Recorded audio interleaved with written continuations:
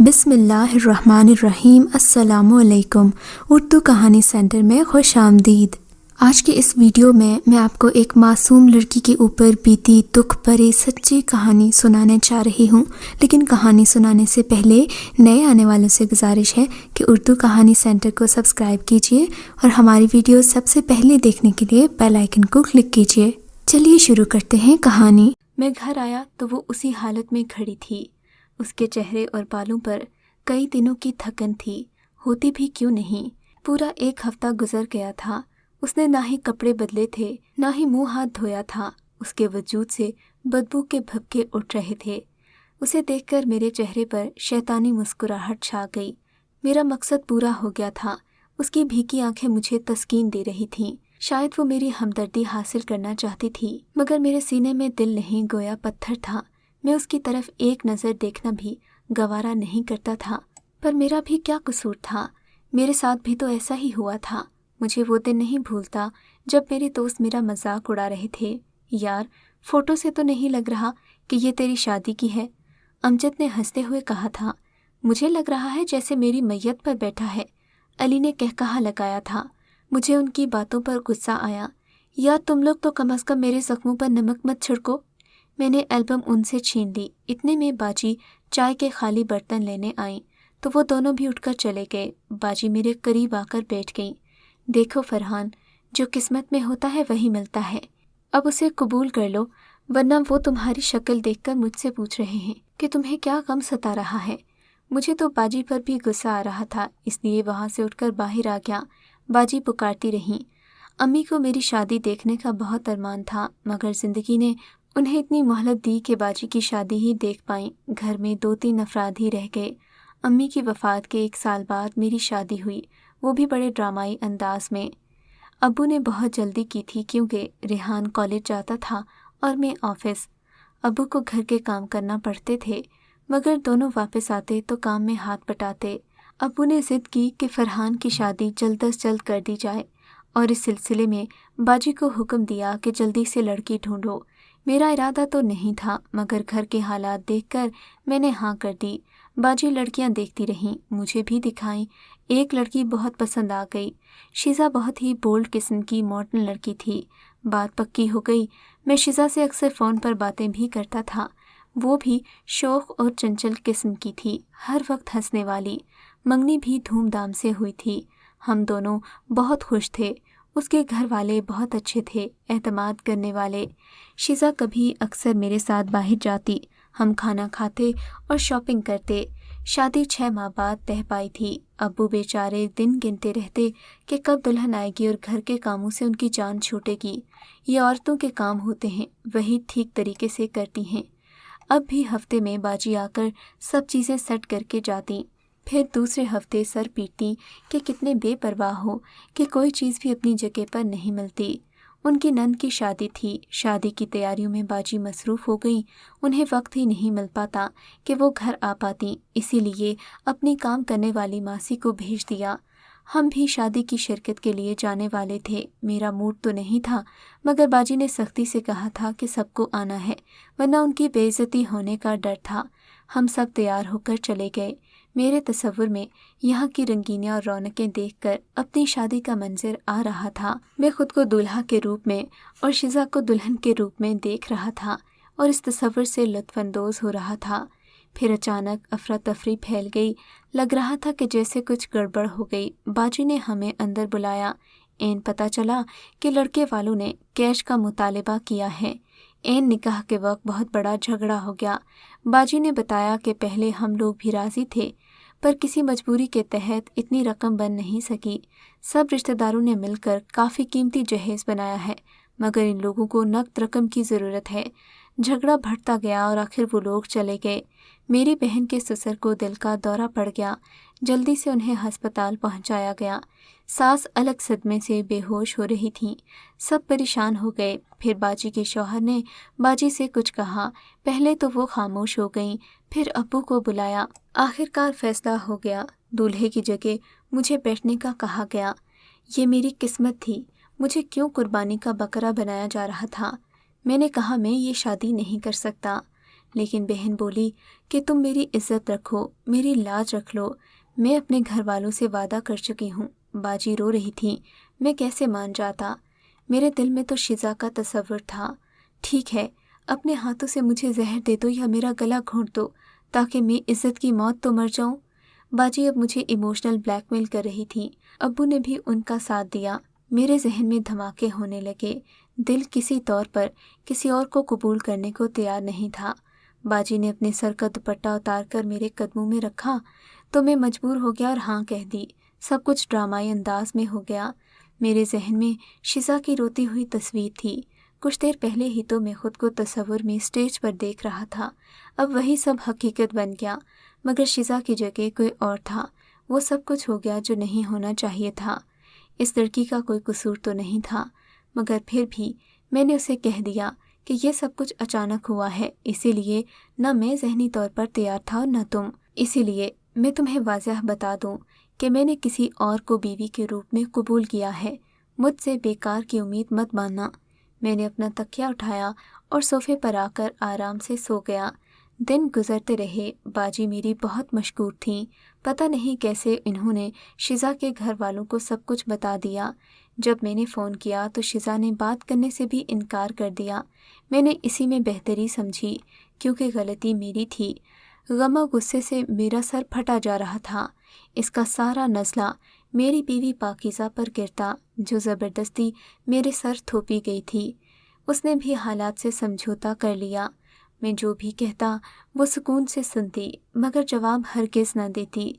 बेचारी सारे घर का काम करती, खाना वगैरह भी खुद ही पकाती। अब्बू उससे बेहद खुश थे। रिहान भी एक अच्छी, प्यार करने वाली, ख्याल रखने वाली भाभी पाकर बहुत खुश था। मुझे बस एक तरह से काम करने वाली बीवी मिली थी, मगर सिर्फ नाम की। उसे शौहर नहीं मिल सका। मेरे सारे काम पहले वो ही कर देती थी। मैंने कभी भी उससे प्यार से बात नहीं की, मगर फिर भी वो खुश रहती। रिहान की हर तरह से पढ़ाई में मदद करती।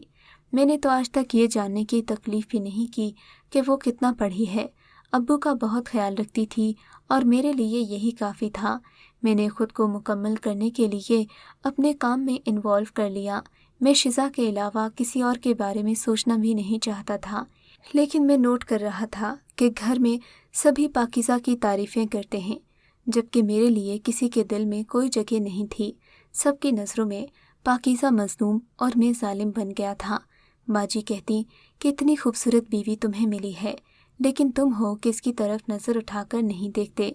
गालिबन उन्हें हमारे ताल्लुकात का इल्म हो गया था, जबकि मुझे इस सब से चिढ़ थी कि कोई हमारे ज़ाती मामलात में दखल अंदाजी करे। लेकिन पाकीज़ा ने शायद ये बात खुद ही बाजी को बताई थी। मैंने भी उसे सज़ा देने की ठान ली। एक दिन शैम्पू पकड़े बाथरूम में जा रही थी कि मैंने उसे रोक लिया। कहाँ जा रही हो? मेरी आंखों में सवाल ही सवाल थे, जैसे उसे रंगे हाथों पकड़ लिया हो। हालांकि जाहिर है वो अपने बाल धोने जा रही थी। जाना कहाँ है? सर धोने जा रही थी, उसने बेजारी से जवाब दिया। शायद वो भी थक चुकी थी, लेकिन उसकी थकन को मैंने उसकी अना और बेजारी से ताबीर कर लिया। उसका हाथ झटक कर सख्ती से कहा, कहीं नहीं जाओगी तुम, यहीं पर बैठो मेरे सामने। मेरा अंदाज तहकुमाना था। वो भी सहम कर रह गई। शायद उसे मुझसे इस बात की तवक्के नहीं थी। काफ़ी देर मेरे सामने बैठी रही। मैं भी उसकी इस हालत से लुत्फ़अंदोज़ होता रहा।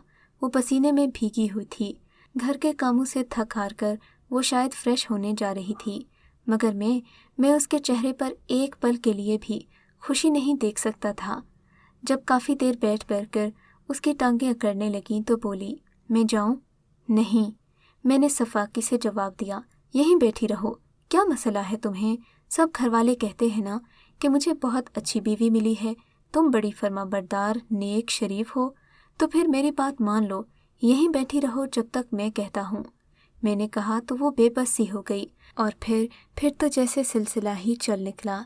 मैं अपने दुखों का कसूरवार उसे समझते हुए उसे सजाएं देने लगा। कभी उसके कपड़े जला देता और कभी कोई ऐसी शरारत जिससे घर में सब लोग उस पर गुस्सा करते। वो नहा धोकर तैयार होती तो मैं उसे गुस्से से देखता, उसे ताने देता कि न जाने तुम किसके लिए तैयार होती हो। मेरी इन्हीं बातों ने उसे परेशान कर दिया। वो कई दिन नहाना तो दूर की बात, अपना मुंह भी न धोती।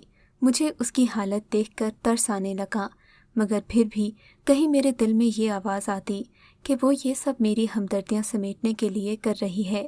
سچ پوچھیں مجھے اس کی کسی بات پر یقین نہیں آتا تھا۔ کئی بار اس نے مجھ سے دبے لفظوں اس بات کی شکایت کی کہ وہ اس گھر میں خود کو محفوظ تصور نہیں کرتی، مگر میں اسے ازل سے جھوٹی اور مکار عورت سمجھتا تھا، اس کی کسی بات کا یقین نہیں کرتا تھا۔ حالانکہ میں اکثر آفس سے گھر آتا تو دیکھتا کہ پاکیزہ پریشان اور گھبرائی ہوئی ہوتی تھی۔ ابو کا رویہ بھی غیر معمولی ہوتا، مگر میں نے کسی بات پر توجہ نہیں دی۔ خیر اس دن میں گھر آیا تو دروازہ کھلا ہوا تھا۔ میں دبے قدموں اندر آ گیا۔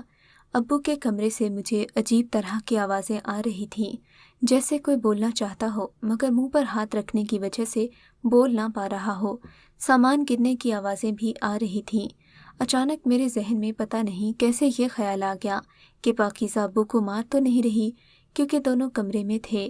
میں نے زور زور سے دروازہ بجانا شروع کر دیا۔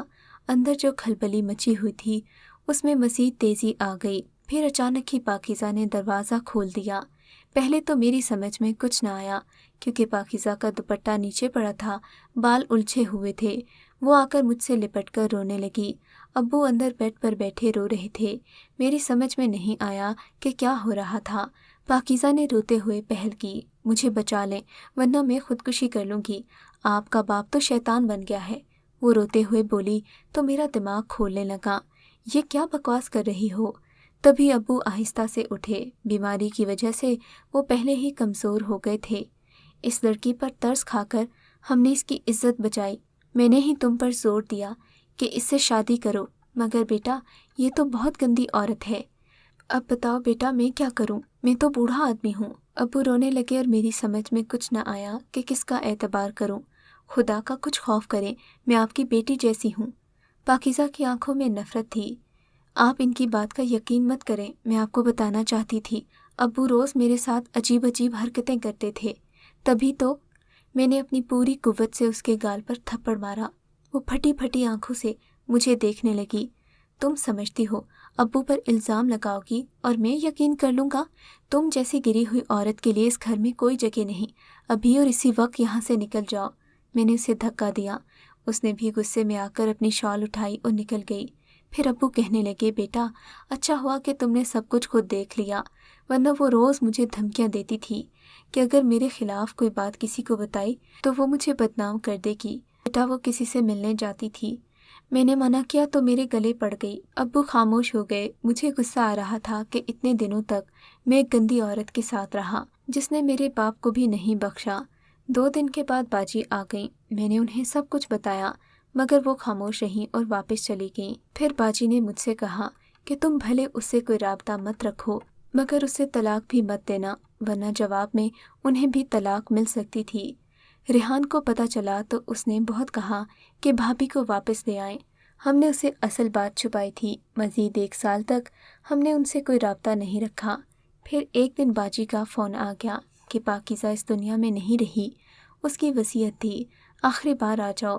میرا دل تو نہیں مان رہا تھا، مگر ابو نے کہا کہ مرنے والوں سے کیا حساب، آخری بار منہ دیکھاؤ۔ میں کڑے دل کے ساتھ چلا آیا۔ پاکیزہ کو دیکھ کر مجھے حیرت ہو رہی تھی۔ اس کی حالت ایسی تھی جیسے کوئی نشے کا عادی مر گیا ہو۔ باجی نے بتایا اسے بلڈ کینسر ہو گیا تھا۔ آخری رسومات ادا کرنے کے بعد جب میں واپس جانے لگا تب باجی نے پاکیزہ کی کچھ چیزیں مجھے دیں جو اس نے وصیت کی تھی کہ میرے مرنے کے بعد میرے شوہر کے حوالے کر دی جائیں۔ وہ ڈبہ لے کر میں گھر واپس آ گیا۔ ابو اور ریحان اس عورت کے لیے رو رہے تھے۔ پھر مجھے خوشی ہوئی۔ میں نے یہی کہا خس کم جہاں پاک۔ پھر میں نے اس ڈبے کو اپنی اس الماری میں بغیر کھولے بغیر دیکھے ڈال دیا۔ میں نے پھر سے شیزا سے رابطہ کیا۔ اس نے ابھی تک شادی نہیں کی تھی۔ میں نے اس سے ملنے کو کہا، پہلے تو اس نے انکار کر دیا، مگر پھر میں نے اسے بہت قسمیں دیں کہ صرف ایک بار مجھ سے مل لو۔ پھر اسے ساری باتیں بتا دیں۔ اس کے دل میں اب بھی میرے لیے محبت تھی۔ والدین کی اکلوتی اور لاڈلی ہونے کی وجہ سے وہ بھی اس کی بات مان گئے۔ میں ایک بار پھر سے دولہا بنا۔ اس بار میں بہت خوش تھا کیونکہ مجھے میرا من پسند ساتھی ملا تھا۔ شیزا کو پا کر میں سارے دکھ درد بھول گیا۔ ابو بھی پھر سے خوش رہنے لگے۔ شیزا تھی ہی ایسی، हर वक्त खुद भी हंसती, दूसरों को भी हंसाती। मेरी छुट्टियां ख़त्म हो गईं, मुझे फिर से ऑफिस जाना पड़ा। शिजा को छोड़कर जाते वक्त मुझे बहुत तकलीफ़ हुई। वहाँ से 2-3 बार फ़ोन करता। यूँ हमारी शादी को 4 माह गुजर गए। लेकिन अब मैं नोट कर रहा था कि शिजा की तबीयत कुछ बुझी बुझी सी रहती थी। मेरे पूछने पर वो मुझसे उलझ पड़ती। मैं समझता कि यूं ही चिड़चिड़ी हो गई है, लेकिन अब वो रोज़ मुझसे झगड़ने लगी कि उसने अलग रहना है। मैं उसे कहता कि हम अलग क्यों रहें, अब्बू को भला अकेला कैसे छोड़ा जाए। वो कहती कि अब्बू की शादी कर दो। मैं उसकी बात पर हंसने लगता, भला ये अब्बू की शादी की उम्र है। वो जिद करती कि हाँ क्यों नहीं, यही तो उम्र है जब इंसान को सहारा चाहिए होता है। मैं हंसकर टाल देता। फिर वही कुछ होने लगा जो पहले होता था। घर का दरवाज़ा बंद होता, शिजा अलग कमरे में बंद होती। मुझे कुछ खटकने लगा, मगर इस बार मैं खुलकर इस मामले को समझना चाहता था। मैंने पहली फुर्सत में शिजा को उसके वालिदैन के घर छोड़ दिया। दूसरे दिन ही अब्बू की तबीयत खराब हो गई। जिद करने लगे कि शिजा को वापस ले आओ। अब गौर से देखने पर मुझे ऐसा लगा जैसे अब्बू अदाकारी कर रहे हों। मैं यही देखना चाहता था, इसलिए शाम को ही शिजा को ले आया। वो फिर से मुझसे उलझने लगी। 2 दिन तो आराम से रहने दिया होता।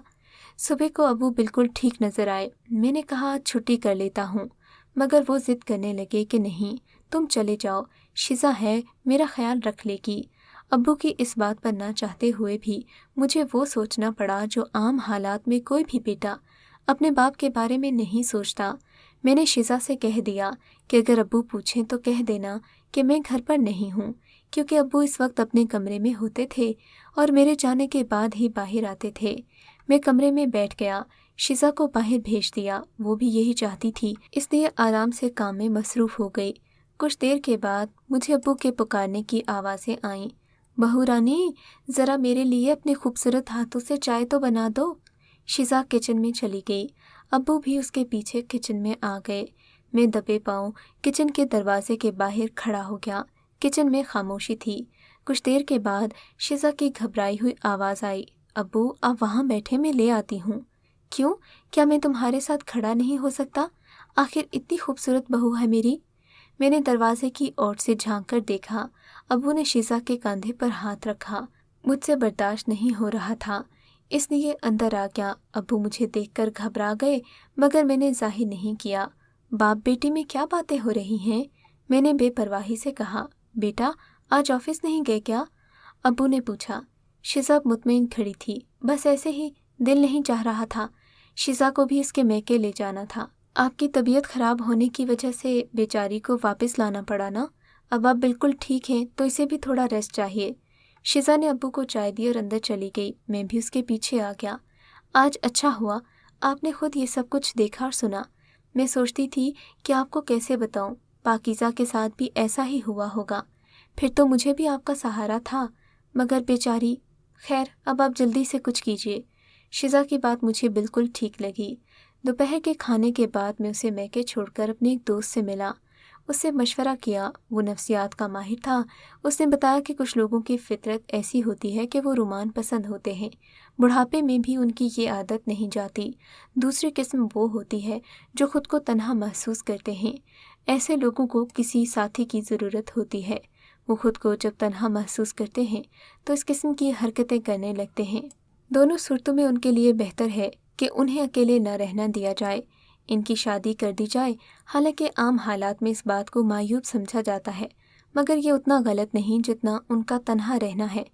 मुझे ये बातें बिल्कुल सही लगीं। वाकई अब्बू को किसी साथी की ज़रूरत थी। उनके लिए मैंने शिजा से कह दिया। उसकी अम्मी ने जल्द ही बेवा का रिश्ता सामने रख दिया। अब्बू को मनाना मुश्किल था, मगर बाजी ने आकर मना लिया। यूँ रेहान की शादी के साथ ही अब्बू की शादी भी हमने कर दी, क्योंकि रेहान की तालीम मुकम्मल होने के फ़ौरन बाद उसे एक अच्छी जॉब मिल गई थी। काफ़ी सालों के बाद जब मेरे बड़े बेटे की शादी थी, तब पाकीज़ा की वो डायरी मुझे मिली जिसे मैं भूल ही चुका था। उसे तो पढ़कर मेरे आंसू बहने लगे। उसने लिखा था, मेरी शादी इत्तेफाक से फरहान से हो गई। किस्मत में शायद उसी का साथ था, मगर उसने कभी भी मुझे बीवी के रूप में कबूल नहीं किया। भाभी ने बताया था कि फरहान शिजा नामी लड़की से मोहब्बत करता है। मुझे फरहान के साथ भी हमदर्दी थी کہ میرے باپ کی عزت بچانے کے لیے اس نے اتنی بڑی قربانی دی۔ اپنے پیار کو قربان کرنا شاید بہت ہی مشکل کام ہے۔ میں فرحان کا یہ احسان کبھی بھول نہیں سکتی۔ اس کا چھوٹا بھائی ریحان مجھ سے بے حد مانوس ہے۔ قد میں وہ فرحان جتنا ہے، مگر مجھے 12 سالہ بچے کی طرح لگتا ہے۔ مجھ سے وہ ایسے لاڈ کرتا ہے جیسے کوئی اپنی ماں سے کرتا ہے۔ میں بھی اسے اتنا ہی پیار دیتی ہوں تاکہ اسے کسی کی کمی محسوس نہ ہو۔ مجھے اس میں فرحان کی جھلک نظر آتی ہے، مگر صرف صورت کی حد تک، اور ابو بھی مجھ سے بالکل اسی طرح پیار کرتے ہیں جیسے اپنی سگی بیٹی سے کیا جاتا ہے۔ مگر سب کچھ ہوتے ہوئے بھی اگر کمی ہے تو وہ فرحان کی۔ میں اس سے بہت پیار کرنے لگی ہوں۔ میرا دل چاہتا ہے کہ وہ مجھ سے ویسے ہی پیار کرے جیسے ایک بیوی سے کیا جاتا ہے، مگر سب کی اپنی قسمت ہوتی ہے کہ سب کا پیار پانے کے باوجود مجھے اس شخص کا پیار چاہیے جس کی نظروں میں میرے لیے کوئی جذبہ نہیں ہوتا۔ مگر میں پھر بھی خوش ہوں کہ بے شک میری آنکھیں مسکراتی ہی رہتی ہیں، مگر میرا دل ہمیشہ فرحان کی محبت کا طلبگار رہتا ہے۔ کہتے ہیں محبت پتھر کو بھی پگھلا دیتی ہے۔ میں کوشش کرتی رہوں گی، ایک دن فرحان بھی پگھل جائے گا۔